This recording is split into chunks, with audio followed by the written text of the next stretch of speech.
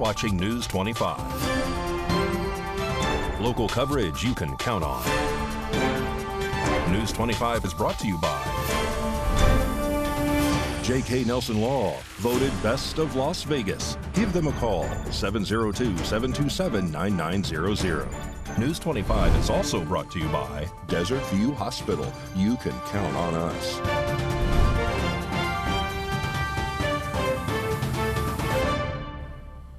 Hello and welcome to this edition of News 25. I'm Unette Gentry. It is Friday, July 28th. Well, in our top story, a shooting that occurred in Las Vegas late Thursday leaves one man in critical condition and another deceased. RJ Camacho reports. Late Thursday night at approximately 9:36 p.m., the Las Vegas Metropolitan Police Department received reports of an ongoing shooting inside of a 4-story apartment complex at East Desert Inn Road. At the same time, it was reported that officers were inside a gas station near the scene, where they were approached by a shirtless male claiming to have been shot. The man was promptly transported to Sunrise Hospital and was reported to be in critical but stable condition.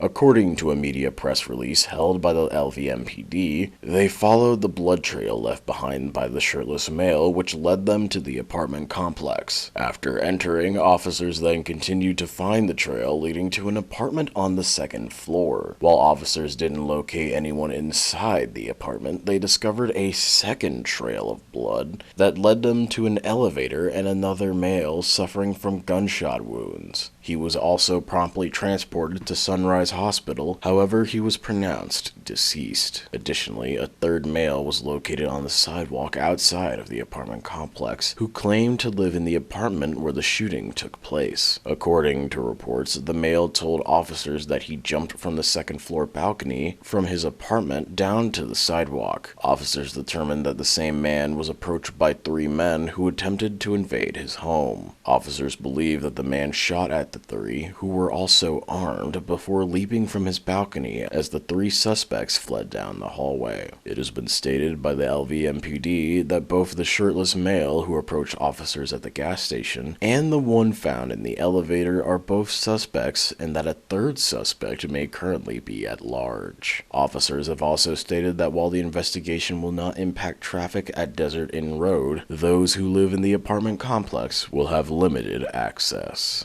In other area news, a man who investigators say recorded a video of himself stabbing a woman is arrested by the San Mateo Police Department with assistance from our very own Nye County Sheriff's Office. On Wednesday of this week, a man was arrested for allegedly stabbing and killing a woman on video and then posting the evidence to Facebook. According to reports, the San Mateo Police Department arrested the Pacifica resident after the Nye County Sheriff's Office helped by informing them of reports of a woman witnessing a stabbing on Facebook. The Nye County Sheriff's Office provided the name and phone number of Mark Mechikoff, the man who allegedly posted the video. Afterwards, the SMPD tracked the location and began a search into a large apartment complex where the suspect was believed to be. After the 3-hour search, officers located the deceased victim. However, the suspect was not on scene. Approximately 2 hours later, Mechikoff was located and then arrested without further incident. According to police, Mechikoff mercilessly filmed the last moments of the victim's life and posted the video to Facebook and then fled the area. And a local Pahrump man is taken into custody after reports that he stole a motor vehicle from a man he thought had been deceased. David Preston has this story.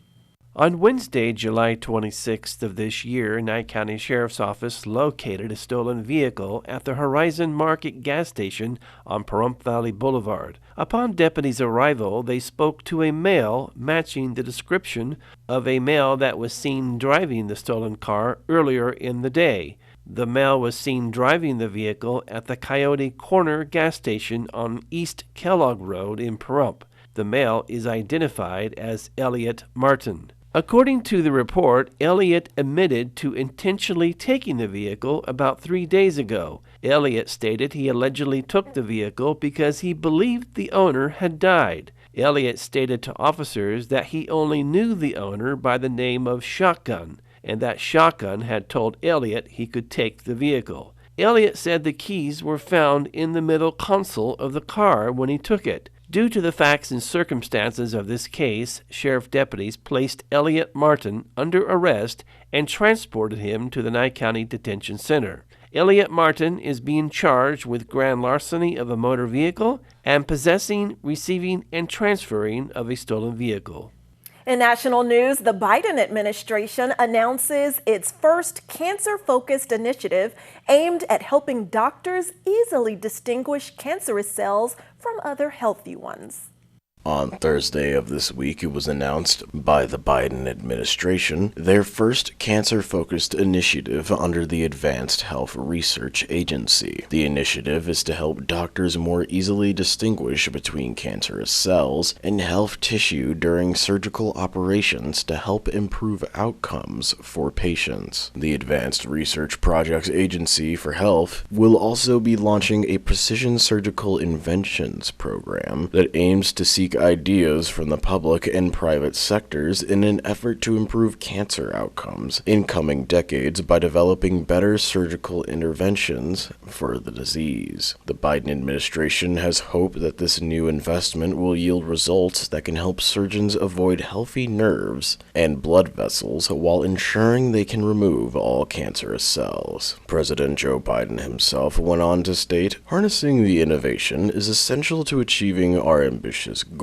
of turning more cancers from death sentences to treatable diseases and, in time, cutting the cancer death rate in half." As we've seen throughout our history, from developing vaccines to sequencing the genome, when the U.S. government invests in innovation, we can achieve breakthroughs that would otherwise be impossible and save lives on a vast scale. Irati Prabhakar, the director of the White House Office of Science and Technology, also went on to state that what's true is that many cancer treatments still start with surgery. So being really smart and attacking and developing new technology to make that first step better could revolutionize how we are able to treat cancer for so many Americans. And as July comes to a close, we're already making preparations for 1 October commemorations. Those details when News 25 returns.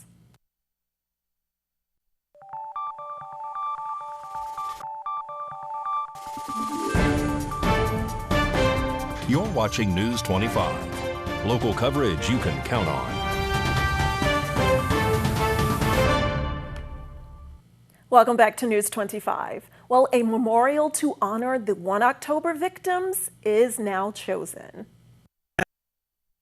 After nearly 6 years, the 1 October tragedy, a memorial design honoring the victims, has been chosen. The winning design is called Forever One and was submitted by JCJ Architecture, based in Las Vegas. The design, which is planned for 2 acres of land on the intersection of Reno Avenue and Guile Street, takes elements of what the Route 91 Harvest Festival was supposed to be and puts them into memorial. On September 5th, this memorial will be recommended to the Board of County Commissioners to be adopted. Now in some out-of-this-world news, NASA is training for the Artemis moon mission right here in Nevada. For the first time in 50 years, NASA astronauts are back at the Nevada National Security Site with a brand new moon mission just over the horizon. NASA scientists and engineers recently returned to the site and its world-class craters to train and prepare a new generation of astronaut candidates. NASA's new Artemis program is set to pick up where Apollo left off by building a sustainable presence on the moon and preparing for the first manned missions to Mars, likely in the 2030s. Now we're training Artemis astronauts. So NASA's out here testing out their suits and preparing to bring out astronauts in upcoming missions. Similar to the Apollo program, NASA's Artemis training program takes astronaut candidates around the world in search of realistic lunar terrains. And that's why NASA has returned to the NNSS. No other place on Earth has as many large, deep craters as the NNSS, and no other place has Ice Cap Tower. The dimensions of the lunar lander that will return Americans to the moon are nearly identical to the dimensions of the Ice Cap Tower in Yucca Flat. As space becomes increasingly increasingly critical to U.S. national security, it is fitting that NNSS continues to play a mission-critical role in securing America's defense and advancing America's interests in an exciting and unique way. The city of Henderson is hosting a Coffee with a Cop event to help strengthen relationships between the public and law enforcement. The Henderson Police Department will be hosting Coffee with a Cop on Monday, July 31st from 9 a.m. to 10:30 a.m. at the Public Works Coffee Bar on Water Street in Henderson. This is to provide opportunities for residents to interact with officers in a relaxed atmosphere. Both members of the Community Relations Unit and the Fraud Unit will be present to speak with residents about ways to help keep the community safe. Ever want to take a road trip around Nevada? Well, there are plenty of beautiful areas for you to do so.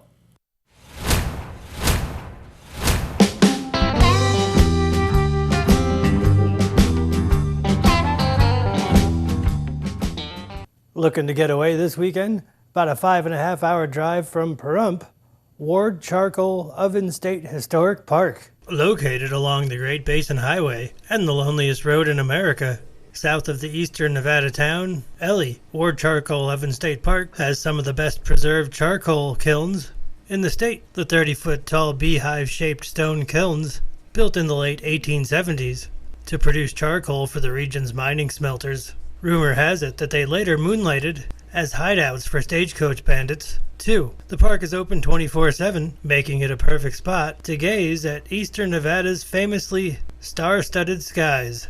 The park is home to Willow Creek Campground, offering 14 campsites. For more information, you can get in touch with the park directly at 775-289-1693. Well, that was our very first of many road trips with Mikey Ruhan. Thanks for that report. And now here he is with your sports report. Time now for your News 25 look at sports. The day with the Stanley Cup Tour continued. Captain Mark Stone brought it back to where it all began, his high school in Winnipeg. And Nicholas Hagg, he surprised everyone at City Hall in Henderson yesterday. Las Vegas Aviators on the short end of the scoreboard last night. They lost to the Sugar Land Space Cowboys. Rematch tonight at 7:05. And the Commissioner's Cup is happening August 15th. Aces against the New York Liberty at Michelob Ultra Arena. Errol Spence Jr. and Terrence Crawford will square off at T-Mobile Arena tomorrow, Saturday, July 29th.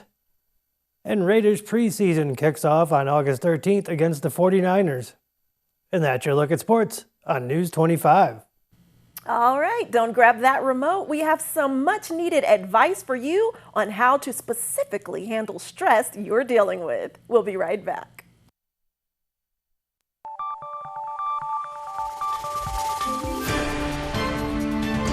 You're watching News 25. Local coverage you can count on. News 25 is brought to you by Mountain West Lawyers, Injury Attorneys, 727-9500. Welcome back. Well, in today's health news, we're discussing how to handle chronic stress, because stress is something we all experience from time to time, but chronic stress could lead to even more problems down the road. Research indicates that stress accelerates the aging process of your immune system. It is like stepping on a gas pedal, making your body age faster than it normally would. A study found people who experienced more stress showed signs of accelerated immune aging, which can potentially lead to an increased risk for chronic diseases.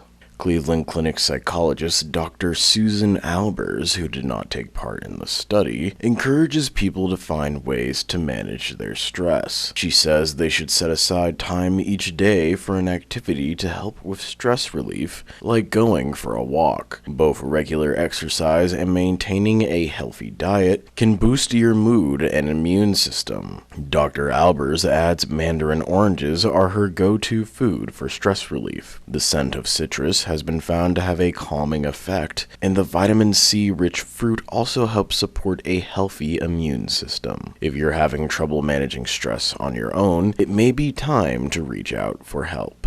Life is stressful. It's important to reach out to a professional to help you deal with stress if it is impacting your everyday functioning, if it is changing your sleep or your eating habits, or you just don't enjoy life anymore. This is a great time to connect with a professional. Dr. Albers also says that it's key to remember that having some stress in your life is normal and can even be a good thing because it can motivate you to meet a deadline at work or accomplish other goals. Now here's Mikey with what's coming up on Classic Country Breakfast this Sunday morning on Ace Country Radio. Howdy. On the menu this week on Classic Country Breakfast, founding member of the Eagles, Randy Meisner, passed away. We'll pay tribute to him. We'll celebrate Pam Tillis, who was born on July 24th, and former Pahrump residents, country rock band, the Reeves Brothers. They call the show. They talk about playing local honky-tonks back in the day. Well, we're originally from Arkansas, but our dad moved to Pahrump. Our dad and mom did back in 1999. Well, the first time they came in 92 when the stage stop opened, and our dad moved there with our mom to be the house band there. And then we moved back to Arkansas. They moved back to Arkansas, and that's where I was born. And then when I was about 4 years old in 1999, they moved back, and our dad started as the house band again at the stage stop. And country legend Lacey J. Dalton calls in, and she tells us about the time she almost sang a duet with Ray Charles. My producer called me up, and in this little nasal voice says, "Lacey, I got this song. Ray's going to sing it. I'd like you to sing it with him." I said, "What's it about?" And he said, "It's called Seven Spanish Angels." I said, "You are cruel." I said, "You know I can't get out of this contract right now." And so I didn't get to sing. Don't forget to check out ClassicCountryBreakfast.com and tune in Sunday morning at 7 to Classic Country Breakfast on Ace Country Radio. News 25 Weather Cam is brought to you by Lerner and Rowe Injury Attorney's Office in Pahrump. In a wreck, need a check? Call 702-877-1500. Let's take a live look outside our Lerner and Rowe weather cam. Look at that shelf of clouds against that beautiful blue sky, though. Those temperatures keep rising, and we'll take a look after this break.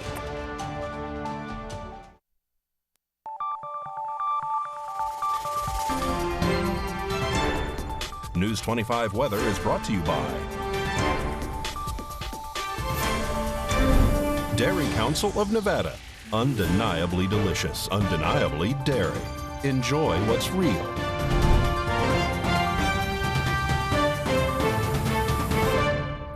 Hi, good evening, Nevada. It's John Kohler from the KPVM Channel 25 Weather Studios, all up and down the Ace Country Radio Network and worldwide on the local BTV app, the app you should get on your phone if you know what's good for you. I think you know what I'm saying. 96 degrees out there in Fernley. Fallon saw 99. Did I just threaten everybody in America? 92 degrees out there in Carson City, worldwide on the local BTV app. 94 out there in Tonopah. Goldfield saw 96. It's 105 out in Beatty. Yeah, not much difference there. 112 in Amargosa, about same as yesterday. Las Vegas lost a couple degrees at 110. And out in Death Valley, it's 123, 123 degrees. Yuck. Here in the Paradise of Pahrump, let's take a look. It's 107 degrees. That's our current temperature. That's a little much. 109 earlier, so it's heading in the right direction as we head towards evening. Sun rose this morning at 5:47, and it's all its hope and glory for the promise of a new day setting this evening. Let's look forward to go away at 7:52 under partly cloudy sky. It's going to be a gorgeous sunset. Gorgeous colors in the sky when there's some clouds. It looks like we got a few to look forward to as we head on into the weekend because, well, actually, yeah, Sunday it's going to start getting a little bit cloudy. Temperature's going to stick up there at about 190 degrees tomorrow, but then those clouds start coming in, and we're starting to see the edge of the monsoon season. Look at that, couple days of clouds, couple days of rain Tuesday, Wednesday. Temperatures dipping down about 10 degrees as the water's coolest from the sky, and then Thursday, Friday, returning into triple digits, 102, 103 degrees. But yeah, just kind of a preview for the monsoony season to come. We're going to be picking up some moisture here soon, and maybe temperatures just getting a little bit more tolerable. I'll take the trade, all right? Back to the desk. Here's Unette Gentry.